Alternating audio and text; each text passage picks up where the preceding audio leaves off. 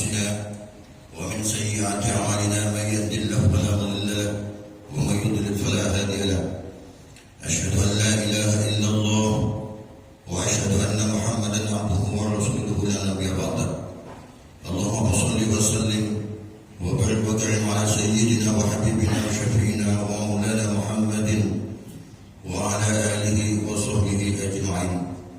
أيها الناس اتقوا الله حق تقاته ولا تموتن إلا وأنتم مسلمون. أوصيكم عباد الله ونفسي بتقوى الله فقد فاز من اتقى. Hadirin jamaah salat Jumat Masjid Al-Muhajirin yang dimuliakan Allah Subhanahu wa taala. Pertama-tama melalui mimbar khutbah Jumat yang mulia ini kami berwasiat kepada diri kami pribadi dan kepada kita semua hadirin sekalian yang dimuliakan Allah Subhanahu wa taala. Marilah kita senantiasa meningkatkan takwa dan iman kita kepada Allah Subhanahu wa taala.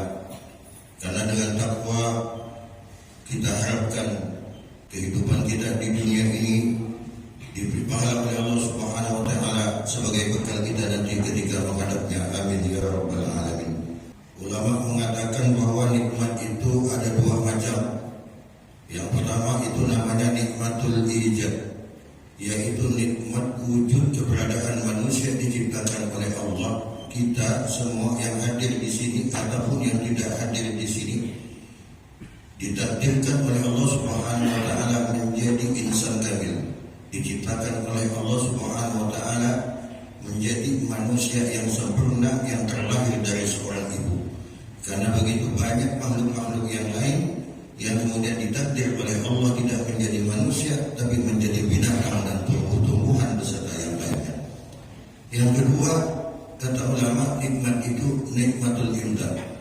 Nikmatul imdad itu adalah nikmat fasilitas yang diberikan oleh Allah Subhanahu wa taala kepada kita semua.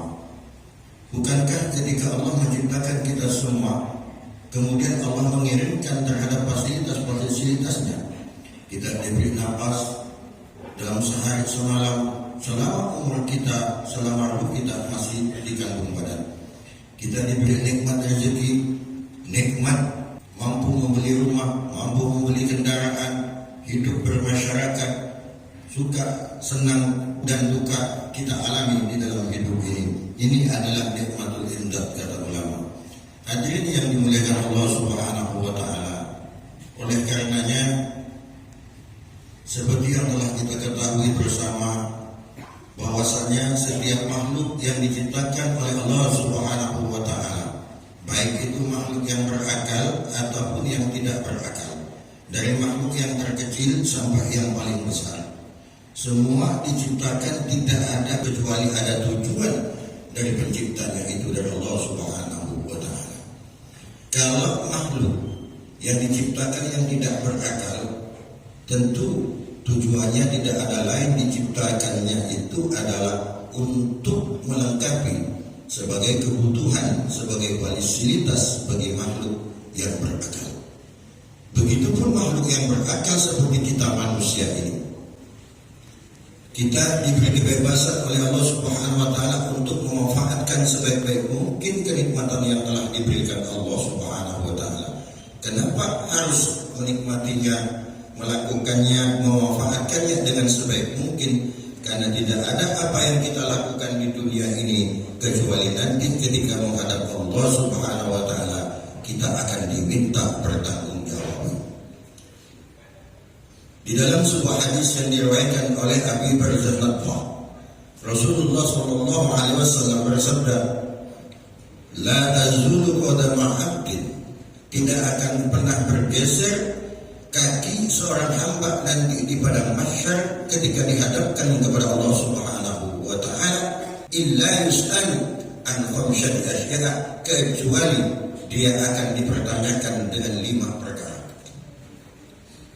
Yang pertama, bima ablaita umur, kamu habiskan kemana umurmu?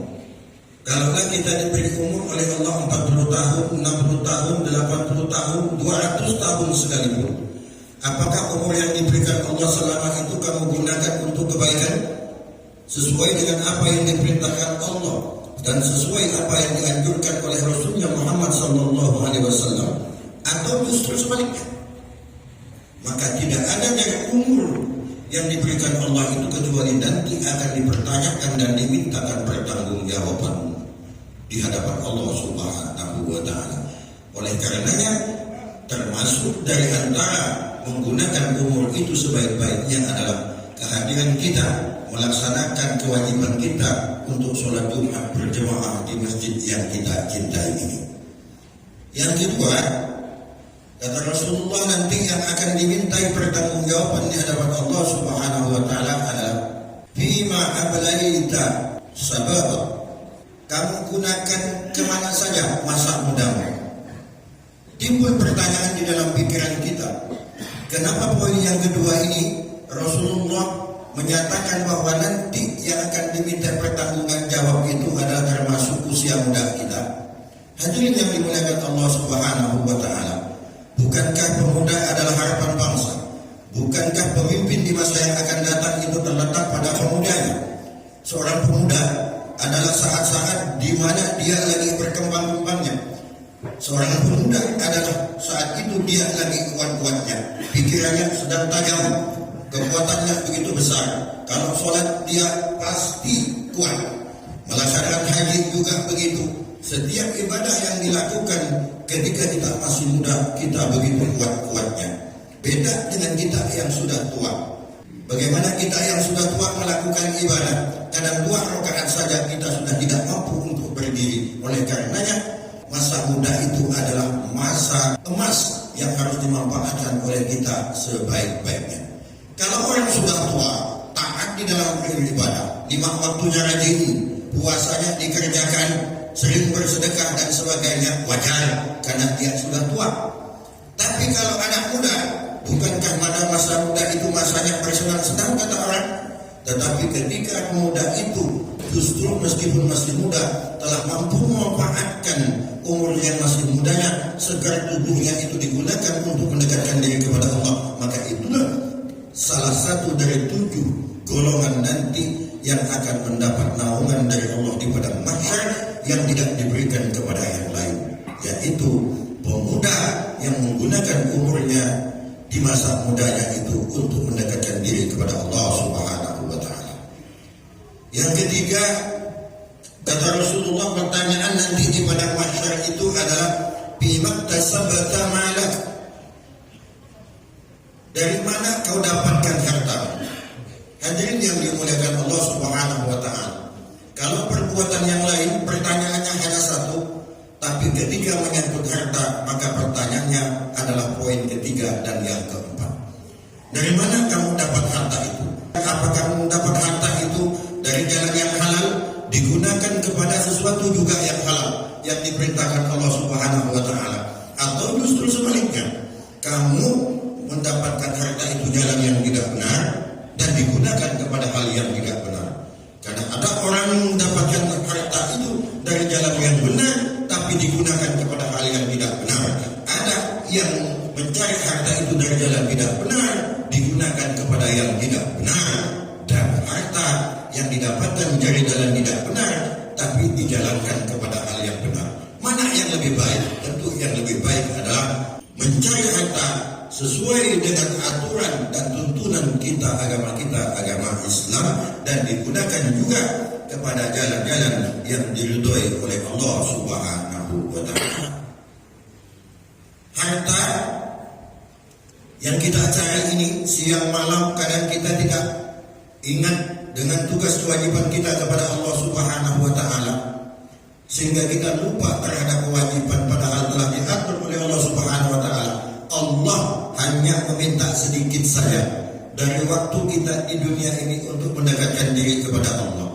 Bahkan karena kemurahan Allah pula, di dalam aktivitas kita sepanjang itu aktivitas yang dibenarkan oleh agama, maka akan tetap dinilai ibadah oleh Allah Subhanahu wa Ta'ala. Oleh karenanya di dalam mencari harta, mari kita cari harta yang baik yang dibenarkan oleh agama. Karena kalau kita malah mencari harta dari jalan yang tidak benar, sesungguhnya manusia itu sangatlah rugi. Kenapa tidak? Karena apa? Setiap orang yang miskin ataupun yang kaya, kebutuhannya sama. Yang besar adalah nafsu kita. Kita makan paling 1-2 piring saja. Yang kaya miliarder sekalipun sama saja. Tapi ketika kita menggunakan segala cara untuk mengumpulkan harta itu, ketika kita meninggal, yang menikmati adalah orang sesudahnya. Sementara yang akan bertanggung jawab di hadapan Allah Subhanahu wa Ta'ala adalah kita semua. Kita yang mencari harta dengan jalan tidak benar itu.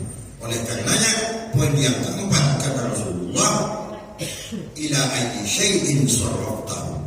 Ketika harta telah kita dapatkan dari jalan yang benar, maka kita punya tanggung jawab untuk menggunakan harta itu juga kepada jalan yang benar. Tidak boleh digunakan kepada jalan-jalan yang tidak dibenarkan oleh agama Allah Subhanahu wa Ta'ala. Kenikmatan kadang kita hanya mengukur dengan harta benda, padahal kenikmatan itu banyak ragamnya. Termasuk kita sehat, bisa sholat berjamaah seperti ini adalah kenikmatan dari Allah Subhanahu wa Ta'ala. Nanti akan dipertanyakan oleh Allah di padang mahsyar.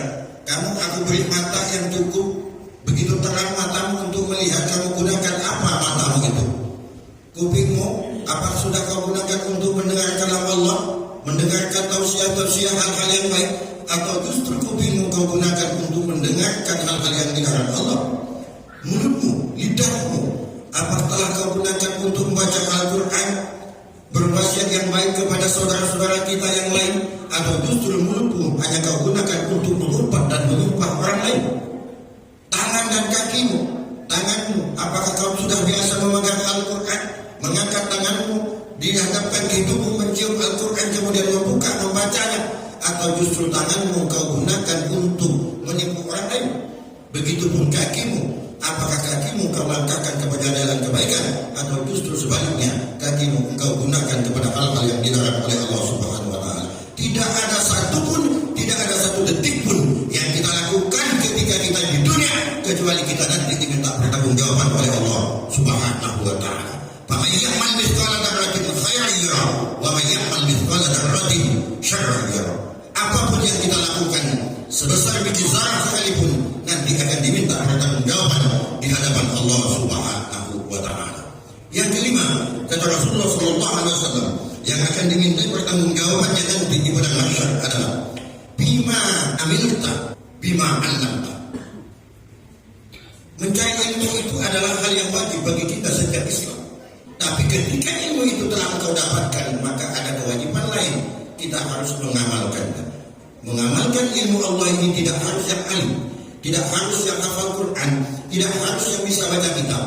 Karena siapapun kita, ketika engkau orang Islam dan beriman kepada Allah dan Rasulnya, maka engkau wajib mengamalkan ilmu itu. Seberapapun ilmu itu yang engkau miliki. Beliau anni walau kana ayat, sampaikan dariku meskipun satu ayat. Makanya nasihat yang baik itu sangat diperlukan bagi kita sesama muslim, sesama umat yang beriman ini. Fadzakir fa inna dzikra tanfa'ul mu'minin. Ingatkanlah olehmu kepada saudara-saudaramu, karena sesungguhnya saling mengingatkan itu sesuatu yang sangat bermanfaat bagi orang-orang yang beriman. Maka setiap kita wajib saling menasihati, wajib saling mengingatkan agar kita semua umat Rasulullah SAW ini menjadi umat yang satu, umat yang selamat di dunia wa dunya wal akhirah. Mungkin kita beda bapak, mungkin kita beda ibu, mungkin kita beda suku, tetapi perbedaan itu diciptakan oleh Allah Subhanahu wa Ta'ala bukan untuk semakin menjauhkan kita, tapi justru agar kita saling kenal mengenal, agar kita bersatu di dalam menegakkan kalimat La ilaha illallah Muhammadur Rasulullah sallallahu alaihi wasallam. Hadirin yang dimuliakan Allah Subhanahu wa Ta'ala, demikian khutbah yang dapat kami sampaikan pada kesempatan Jumat kali ini. Jika ada yang baik dari apa yang saya sampaikan, itu semata dari Allah Subhanahu wa Ta'ala, dan jika ada yang salah, itu semata dari kebodohan kami pribadi. Khutbah sofa wadah qadar. Ambil jika memang itu dianggap baik, dan buang jauh-jauh jika memang itu dianggap tidak baik. Qadanallahu wa iyyakum ajma'in. Ihdinas siratal mustaqim. Wassalamualaikum warahmatullahi wabarakatuh.